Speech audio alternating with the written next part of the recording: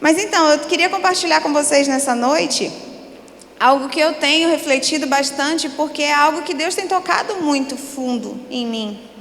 E fala sobre confiar, e fala sobre acreditar e se deleitar no Senhor, mas principalmente sobre o discipulado de Cristo, para aqueles que se consideram discípulos dele. A vida em comunhão numa igreja é onde o mundo vai encontrar o quê? A verdadeira humanidade e também a verdadeira revelação da divindade. E isso tudo vai ser encontrado em Cristo.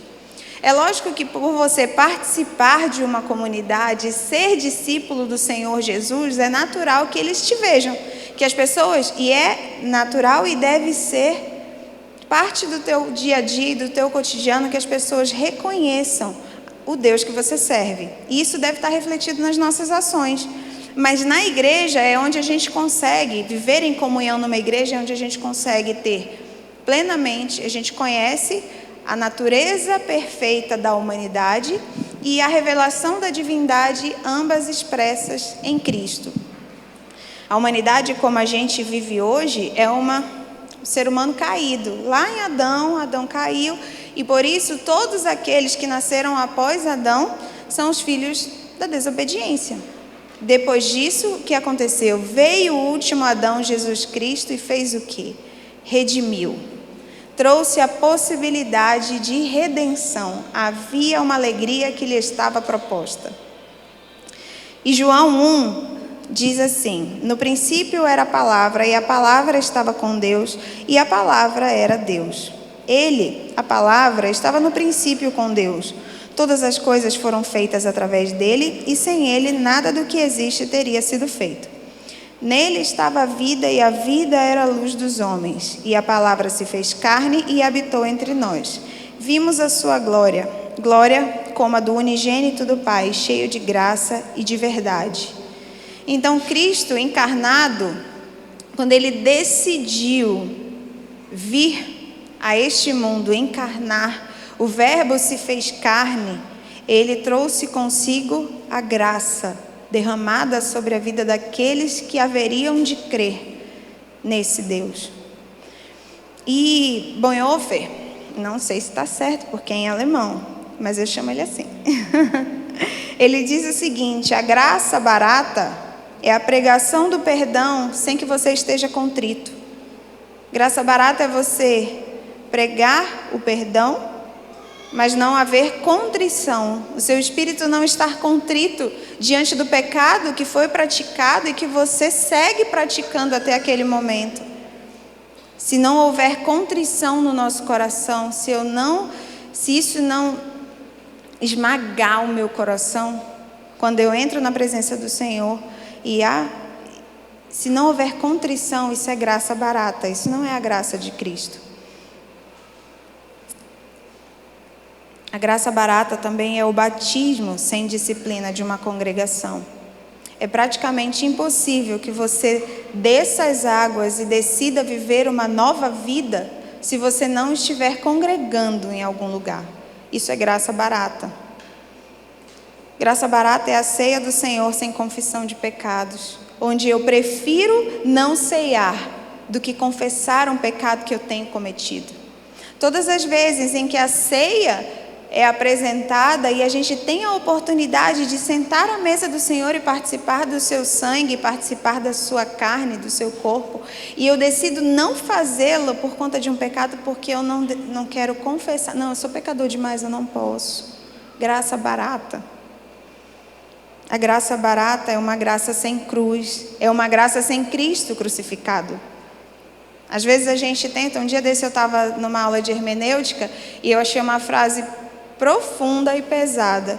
Na tentativa de você melhorar a palavra de Deus, cava-se tanto que acabamos por enlamear as águas.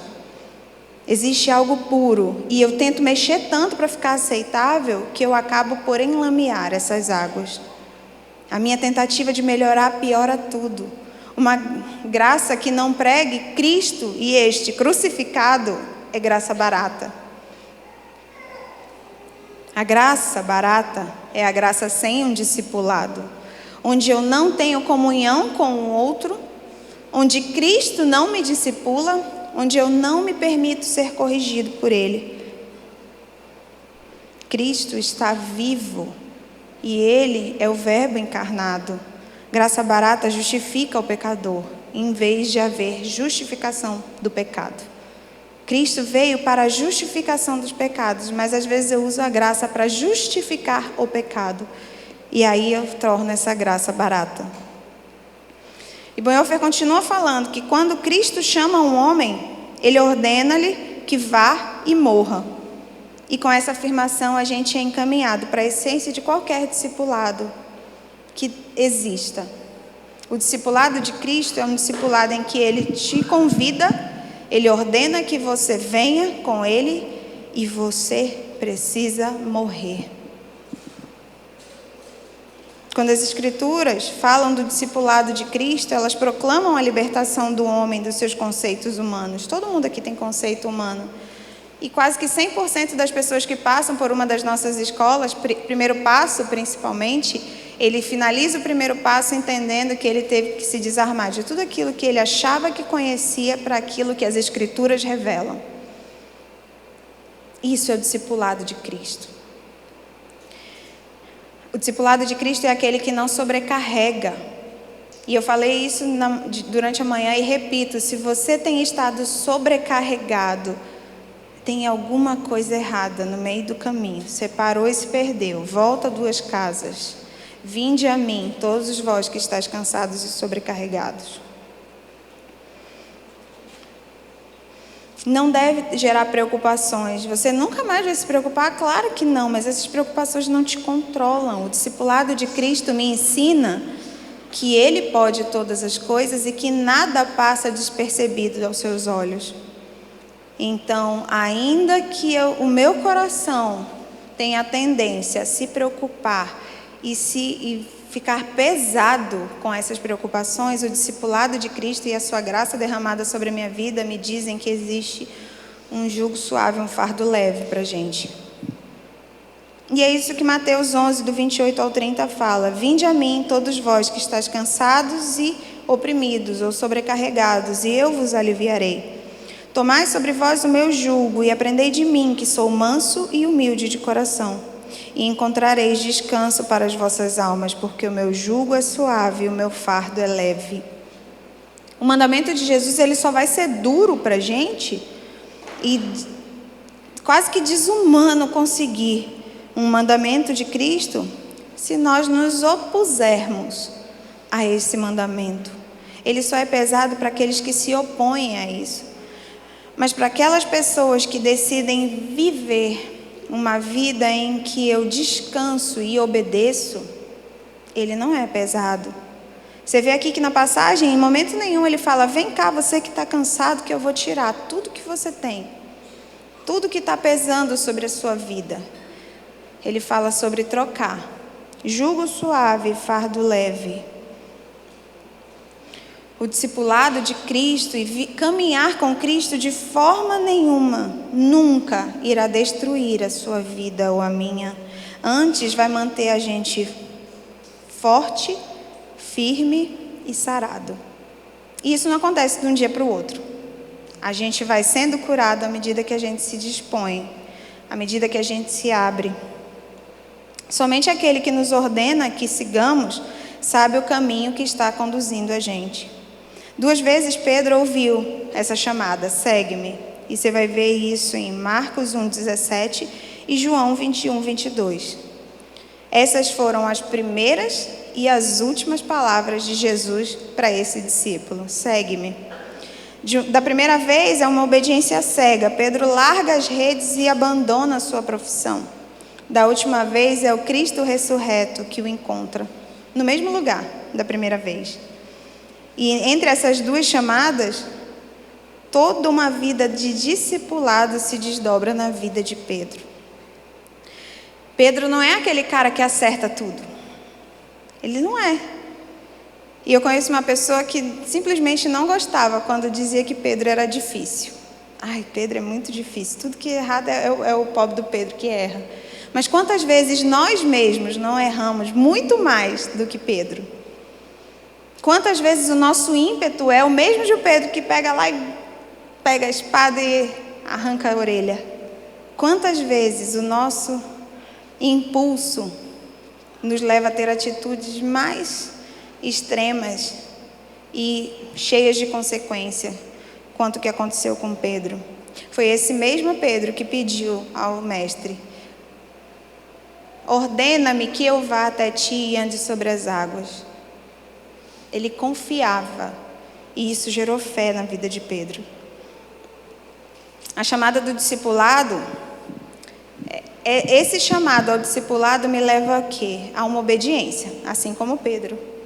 O primeiro ato de quem é chamado pelo Senhor não é a fé, é a obediência. E essa obediência vai gerar fé para a gente.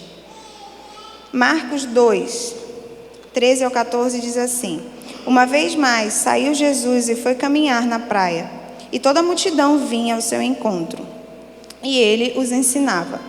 Enquanto andava, viu a Levi, filho de Alfeu, sentado à mesa da coletoria, e chamou: segue-me. Ao que ele se levantou e o seguiu. Opa. O fato de Jesus Cristo ter chamado dá pleno poder. Não tinha como ele dizer não. Porque Cristo ali não era um exemplo. Não é só o meu exemplo. Não é alguém que está me ensinando.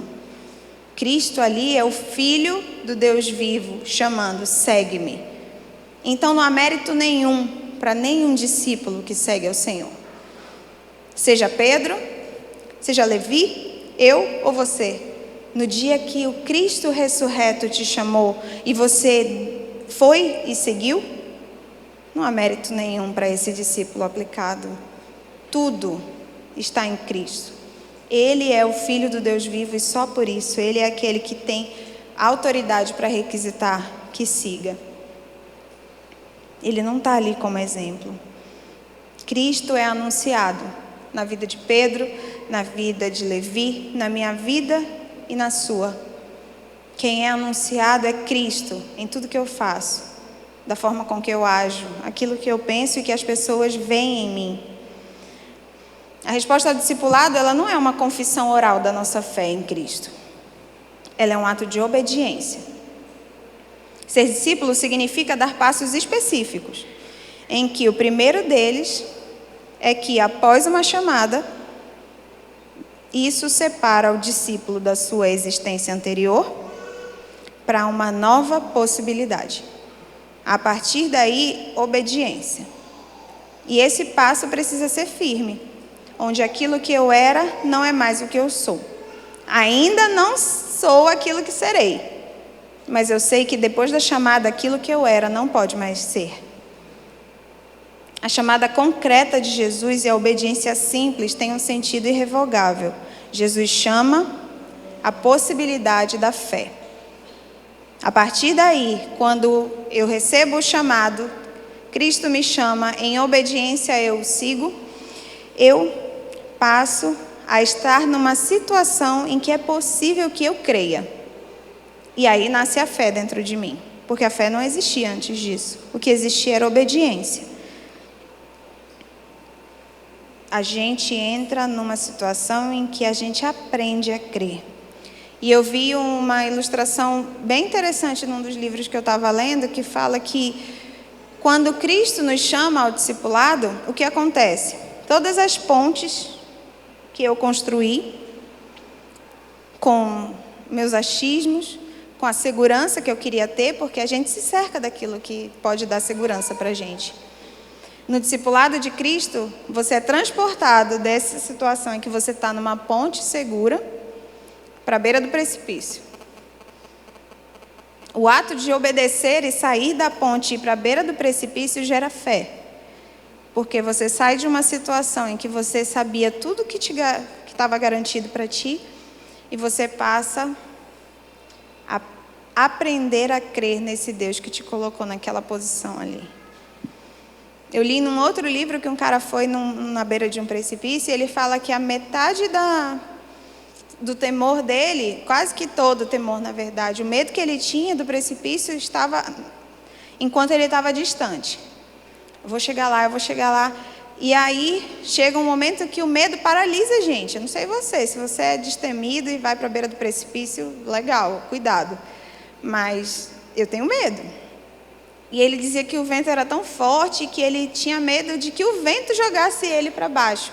Mas teve um momento em que ele rompeu esse medo e ficou próximo mesmo dele conseguir ver o mar, porque era um lugar que tinha mar embaixo.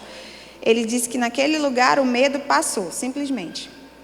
E ele sentia que ele podia tudo e ele passou a contemplar o local que ele estava. Se você tem medo, pensa na coisa que mais te dá medo. Você conseguir contemplar a beleza dessa situação. Isso é você aprender a crer naquele que te colocou naquele lugar. E é isso que Cristo faz. Ele te tira das tuas possibilidades e te coloca numa incógnita. Você não sabe o que vai ser de amanhã. Você sabe o que vai ser amanhã. Você tem um planejamento do seu dia. Se você é bem organizadinho, você separa. Eu também separo. Eu boto um quadradinho que eu tenho que fazer. E minha alegria do final do dia é ter feito assim, os tiques todinhos do que eu fiz durante o dia. Mas as certezas de Cristo não estão naquele papel que eu escrevo. Quando eu obedeço ao Senhor, isso me coloca numa posição em que eu aprendo a crer. É necessário prestar obediência a essa ordem, para que nasça a fé na gente. É possível que alguém se admire de não estar cercado de fé, se ele não consegue, em momento nenhum, obedecer? Se você não consegue obedecer a coisas simples, você se admira de não estar crendo em tudo que ele promete? A gente deveria refletir sempre sobre isso. Será? Eu ainda me admiro de eu não estar acreditando que isso pode acontecer. Se desobediência está dentro, como que a fé vai ser gerada? Se eu não consigo obedecer, como que vai nascer fé dentro do meu coração? Não é de se admirar que pessoas que não conseguem obedecer não creiam naquilo que ele vai fazer. A fé, o Anderson até colocou, acho que foi hoje, mas eu vi hoje, que a fé não é meramente uma fé que só acredita e não age, e não se move nisso, não é fé. João 12, 24, diz assim: em verdade vos asseguro que se o grão de trigo não cair na terra e não morrer, permanecerá ele só, mas se morrer, produzirá muito fruto.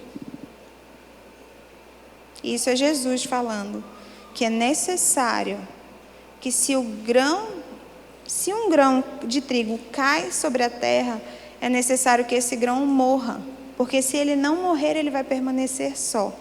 No entanto, se morre, produz muito fruto. Jesus expõe nesse versículo aos seus discípulos, de forma clara, que existe sofrimento para todo aquele discípulo de Cristo. Existe, não tem para onde correr. Você não vai viver uma vida feliz o tempo todo. Nossa, como eu estou feliz, tudo que eu tenho é nossa, nada me falta, não tenho problemas. Não aconteceu nada, não quebrou nada na minha casa. Meu filho é super obediente, eu tenho uma vida maravilhosa. E é isso. Não foi isso que Cristo disse para os seus discípulos. Ele disse que haveria sofrimento, sim. Assim como Cristo só é Cristo quando sofredor e rejeitado, por isso que precisamos pregar esse Cristo crucificado. Assim como Cristo só é Cristo, da mesma forma o discípulo só é discípulo se com Cristo também estiver crucificado. Já estou crucificado com Cristo e agora não mais eu vivo, mas Cristo vive em mim. Para que a gente viva com Cristo é necessário que todos nós que somos discípulos dele, sejamos crucificados com ele também. Senão, isso não é um discípulo. Cada chamada de Cristo conduz à morte. A chamada ao discipulado de Jesus, o batismo em nome de Cristo, é morte, mas é também vida. Você não vai viver uma vida que vai te minguar até você morrer. Essa não é a vida que Ele tem reservado para a gente. Efésios 4:8 diz: levando cativo o cativeiro. Vamos ler lá comigo. Efésios 4:8.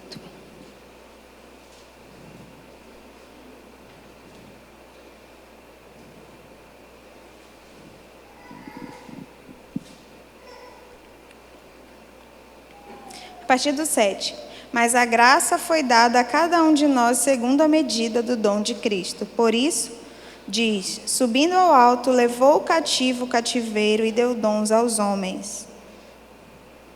E aí ele continua falando: ora, isto, se ele subiu, é senão também que tenha descido às partes mais baixas da terra.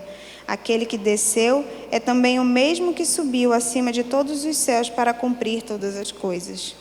E Mateus 12:29 diz que qual é o ladrão que antes de saquear a casa de um homem valente, antes não atavia esse valente para que ele possa saquear. Não entenda aqui de forma errada, eu não estou falando de jeito nenhum que Jesus é o ladrão. Mas o que eu estou querendo te dizer é que esse Cristo crucificado, depois da crucificação, a cruz que era vergonha, a cruz que seria o final de tudo, o ápice, mas o ápice para o final, foi convertida de forma que Cristo desceu ao inferno e lá tomou as chaves. Aquilo que era cativeiro ficou cativo. E a partir daí a cruz limitou o poder de Satanás sobre as nossas vidas, sobre a vida do homem. Não foi isso também que aconteceu com Jó? O Senhor estava lá, no alto sublime trono dele. Satanás foi à presença do Senhor. E aí ele fala: de onde vens? Venho de rodear a terra e tal. E aí ele falou: viste meu servo Jó? Vi. Aí ele começa a falar com Deus: você não acha que você é muito bonzinho com esse seu filho? Ele tem tudo, não falta nada para ele. Permita que eu vá lá. E Deus permitiu, mas disse: na vida dele não tocarás. Mexeu de tudo quanto foi jeito. Você já leu Jó? Tudo quanto era jeito que tinha para mexer, Satanás foi lá e fez. Ficou se coçando com caco, perdeu o filho, perdeu o gado, perdeu tudo. Mas no final o que Jó teve é que antes ele conhecia só de ouvir falar. Mas depois de passar por tudo aquilo, os olhos viram o Senhor.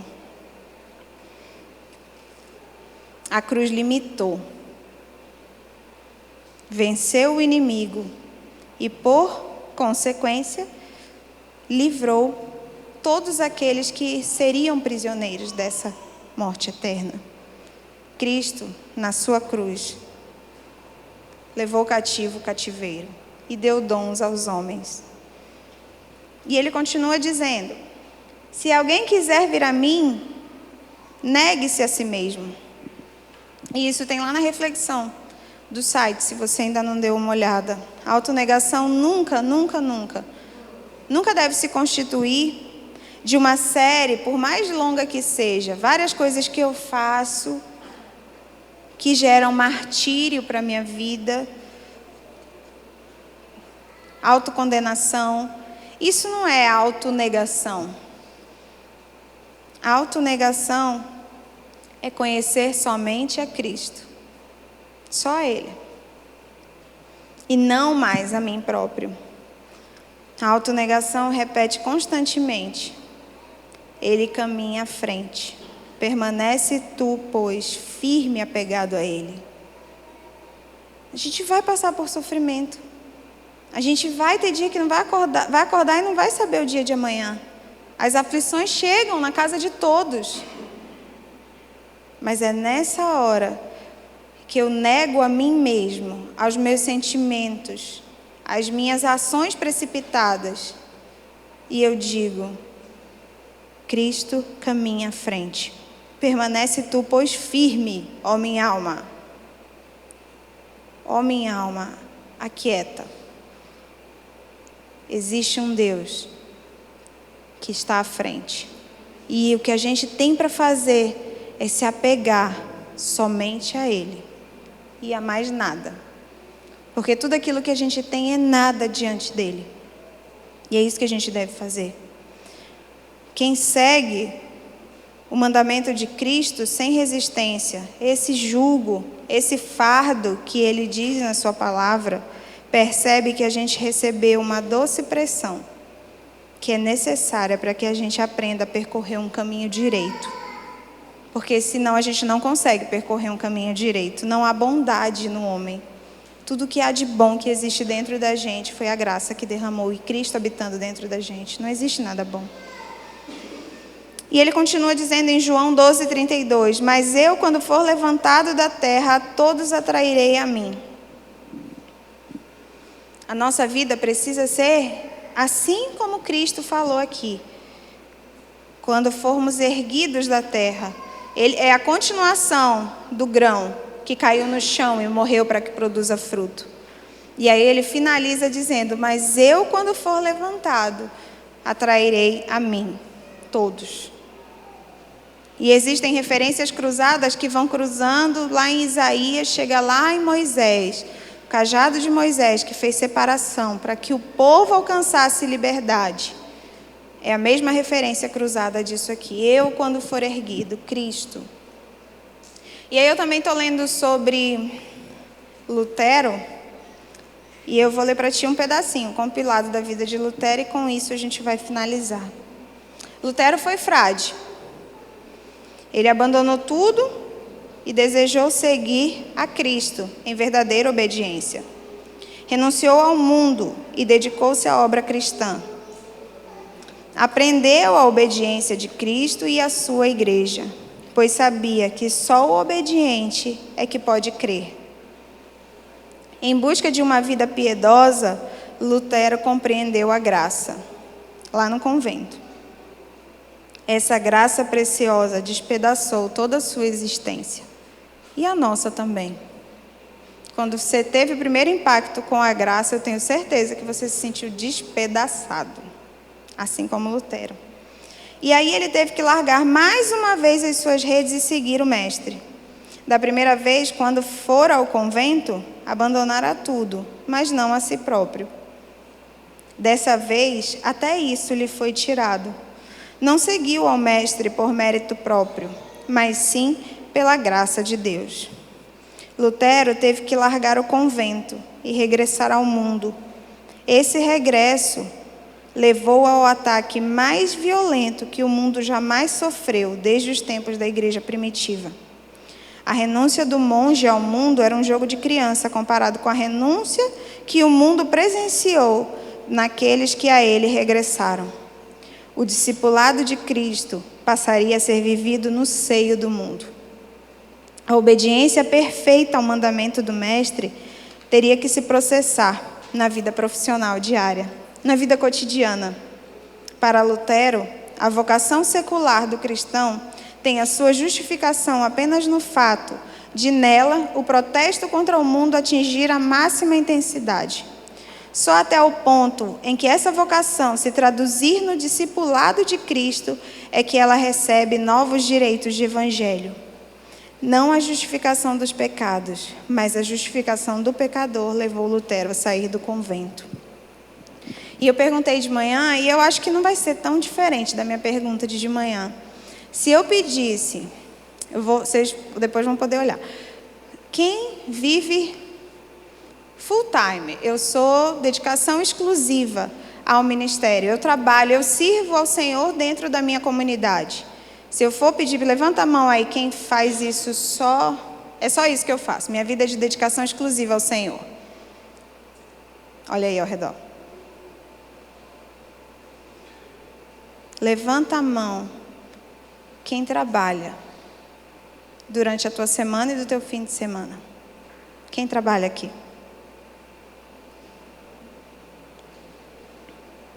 Se a sua vida não é de dedicação exclusiva, e é maravilhoso, e Efésios fala isso, que existem apóstolos, profetas, mestres, pastores, evangelistas, mas existe o aperfeiçoamento dos santos, aqueles que não estão 100% aqui dentro.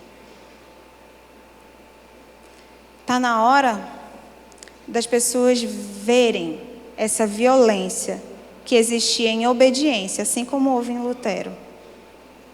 O regresso a quem está do lado de fora. Isso é um ambiente controlado. Que maravilha! É bom demais poder compartilhar do Senhor, viver em comunhão nessa casa. Mas todos nós temos uma vida ali fora. E a nossa vida deve refletir esse discipulado de Cristo, assim como houve em Lutero. Tudo aquilo que você faz é para o Senhor.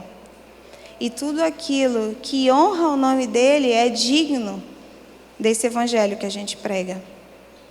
Lutero recebeu a graça preciosa.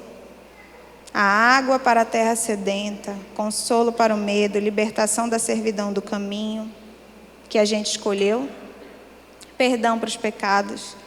A graça preciosa não nos isenta do trabalho. Antes, torna infinitamente mais instante a chamada ao discipulado. Todos nós que somos discípulos de Cristo, isso deve estar manifesto na nossa vida. E justamente naquilo que ela é preciosa é que também é graça. E onde é graça também é preciosa. Esse foi o segredo do Evangelho da Reforma. Foi isso que aconteceu. A vida, a obediência cristã foi tirada de dentro dos conventos para ser vivida no seio do mundo, sem que o mundo contaminasse. Mas para que o mundo percebesse que existe uma diferença. E é isso que a gente está aqui para fazer. E eu queria finalizar lendo Efésios 4 contigo. Abre sua Bíblia aí comigo. E o louvor pode se posicionar aqui atrás também. Entenda, de forma nenhuma eu estou menosprezando aqueles que servem ao Senhor em dedicação exclusiva. Mas eu estou alertando a todos nós, porque eu também faço parte dessa turma que trabalha. Não que eles não trabalhem, tá? Pastor não é vagabundo, não. Eles trabalham muito. Pastores trabalham muito. Para aqueles em que o chamado foi dedicação exclusiva, sejamos nós aqueles que em generosidade vão sustentá-los. Para aqueles em que Cristo chamou, para que sirva do lado de fora, sejamos nós esse impacto poderoso. Vamos ler comigo, Efésios. Rogo-vos, pois, eu, o preso do Senhor, que andeis como é digno da vocação com que foste chamado, com toda humildade e mansidão, com longanimidade, suportando-vos uns aos outros em amor, procurando guardar a unidade do Espírito pelo vínculo da paz.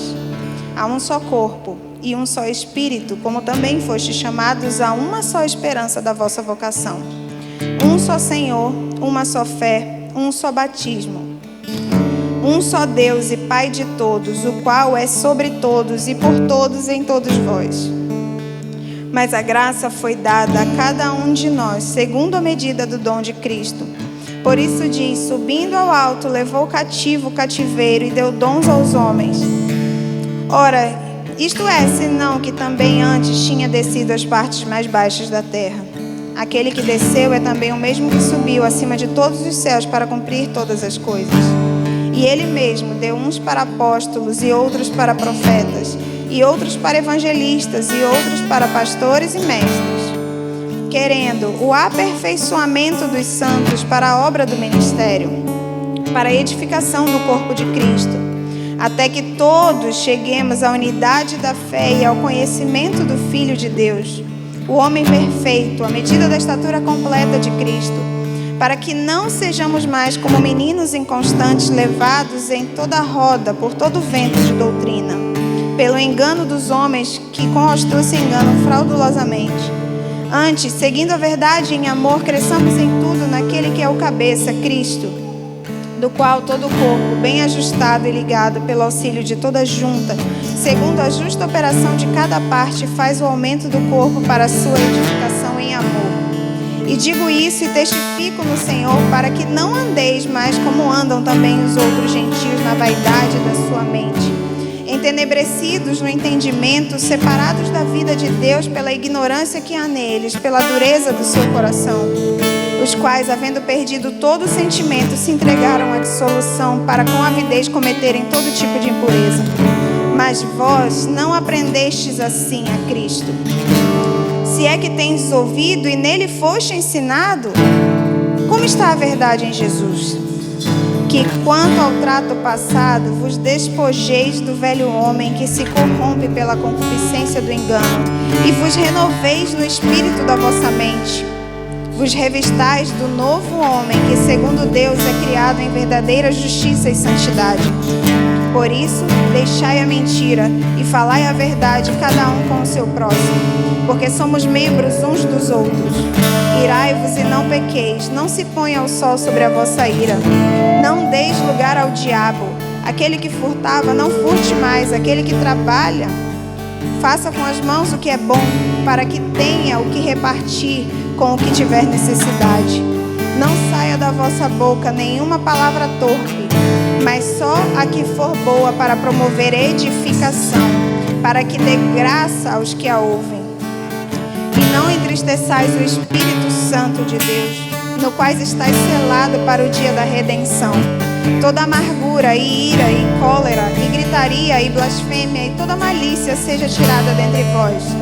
Antes, sede uns para os outros benignos, misericordiosos, perdoando uns aos outros, como também Deus vos perdoou em Cristo.